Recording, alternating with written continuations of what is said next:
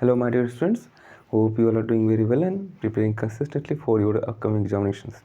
Today, I am standing here with the first lecture of Standard 9 Physics. In this particular, we are going to know the basics of the first chapter, motion. What is motion? What is rest? How they are relative terms, and what are the different types of motion? These things will be discussed here. The first chapter is motion.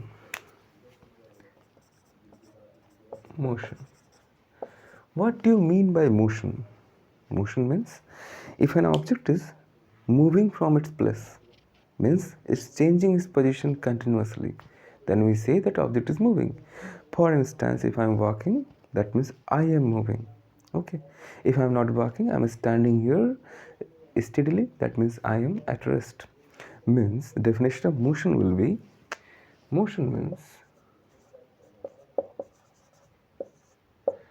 if an object is changing its position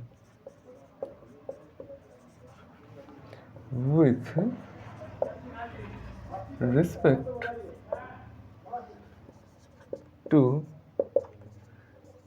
its surroundings.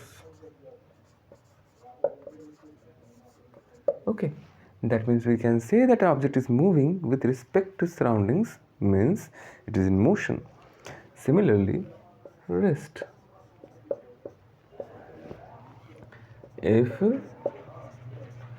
an object is not changing its position with respect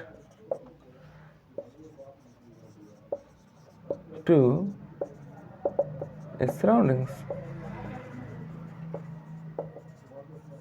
means I am at rest, I am not moving, that means I am at rest. So is it the right definition? It is a complete definition of rest and motion. Actually not. The fact is that the rest and motions are relative terms, means there is no independent existence of rest and motion. Now what do I want to say? So to give better clarity to my statement, I would like to take an instance. For say, you go to your friend's house and you see that your friend is sleeping that time. So if I ask you, what is your friend doing? So you will say that he is sleeping. That means he is at rest. Means he is not moving from his bed. At the same time frame, I'm talking about the same time frame.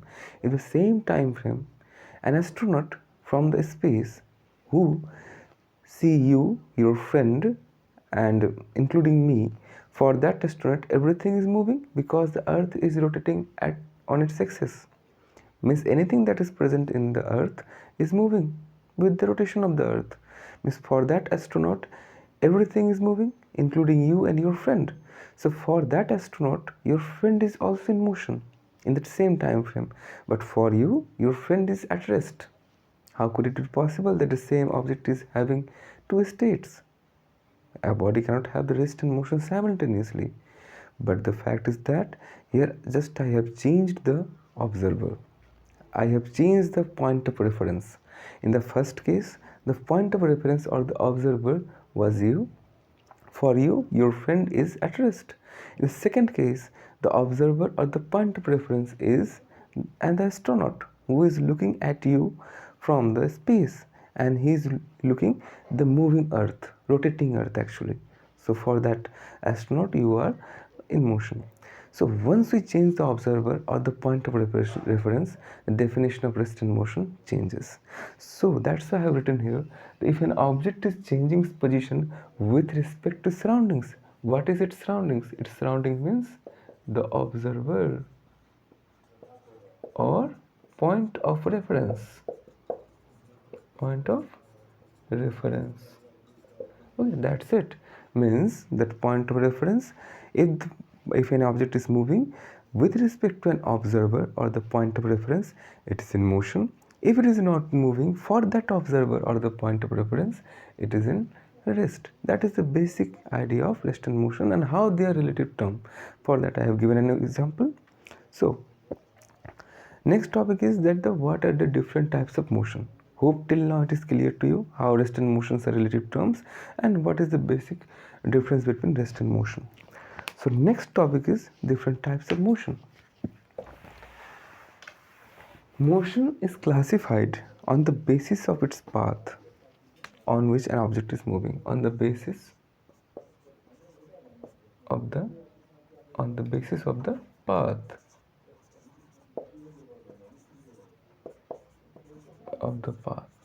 okay, means first type of motion is translatory motion.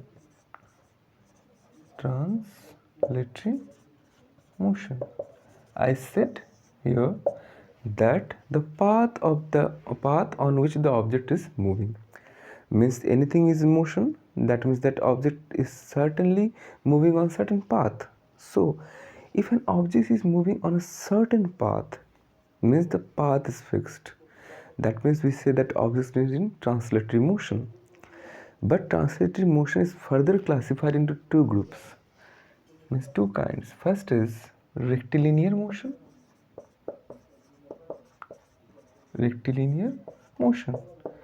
and second one is curvilinear motion. Rectilinear motion and curvilinear motion. Now what is rectilinear motion? What is curvilinear motion? If an object is moving in a straight path, for example, if I have a gun and I shoot a bullet, it will go in a straight path. Similarly, if I'm an archer and if I throw my arrow, it will go in a straight path. That object is moving in a straight path. Such type of motion executed by an object is called the rectilinear motion. At the same case, if the object is moving in a curved path, like sometimes the railway tracks both have the rectilinear and curvilinear motion. If you go to the hill stations, you can see the path is a little bit curved. Even in your locality, you can see there are different curved paths. Path is not always straight. So if an object is moving in such path, the path that path is curved is called that object is having at that time curvilinear motion. Means motion of an object in a straight line.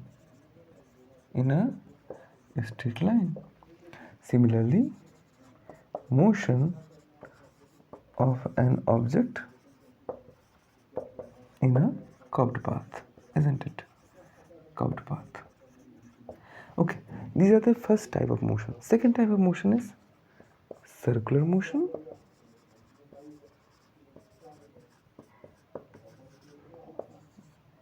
If an object is moving on a circular path, like Earth is moving around the sun, we can say it is a circular path because the path is circular. When an object is moving on a circular path is called the motion of an object.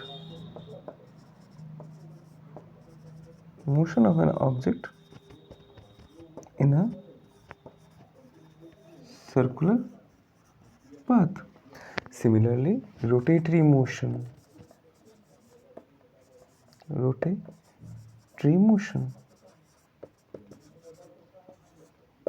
If an object is moving around a fixed axis, it is called a rotatory motion.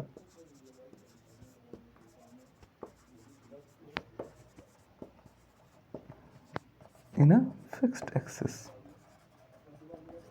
After that is the periodic motion. I think I should drop this part. After that is number fourth one is periodic motion. If an object repeats its motion after a certain time interval, that kind of motion is called periodic motion, like the motion of the pendulum. It repeats after some time, like the motion of the earth on its axis as well as around the sun, because it repeats its motion. Such type of motion is called the periodic motion. When an object repeats its motion on certain time interval. On certain time interval.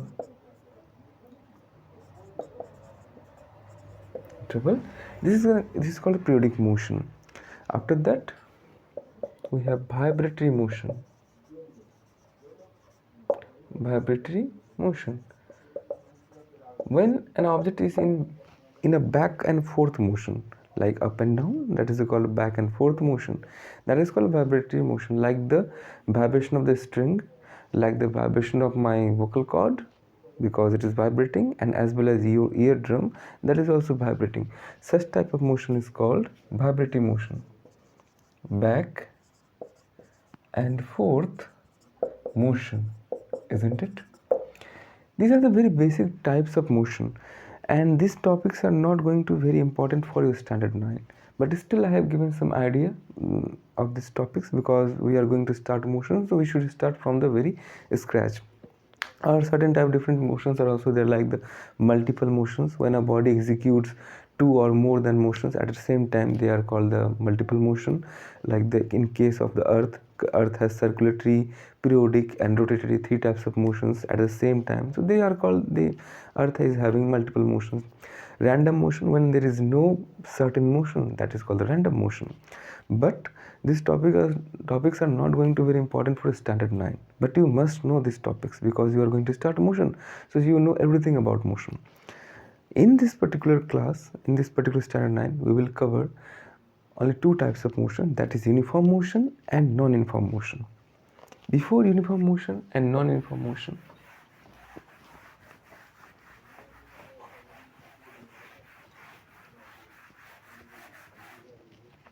uniform motion and non-uniform motion. Uniform motion and non-uniform motion.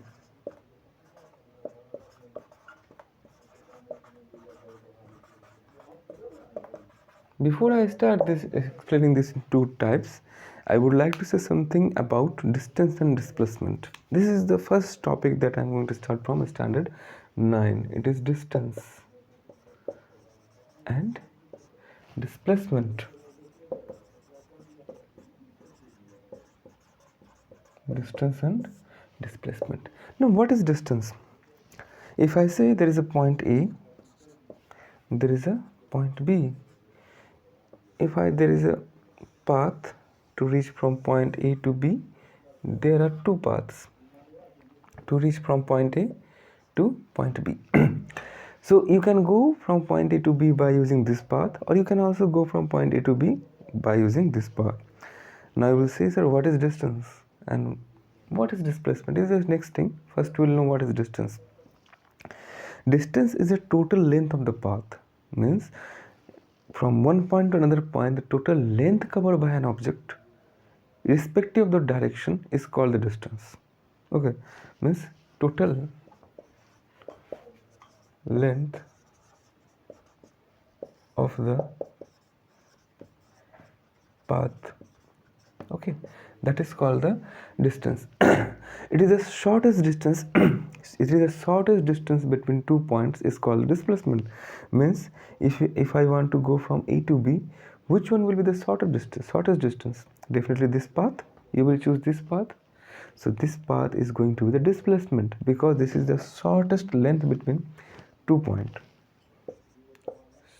Shortest length between 2 points. Okay. The shortest distance between 2 points is called the displacement. This is the very basic idea. In this video, I have just discussed the basics of the motion: distance, displacement, uniform motion, non-uniform motion. In the next video, I will discuss distance, displacement in a detailed way, how they are different, uniform, non-uniform motion, and also learn how to draw graph of uniform and non-uniform motion. This much for today's session. See you in the next session. Till then, keep learning, keep exploring. Thank you so much for watching.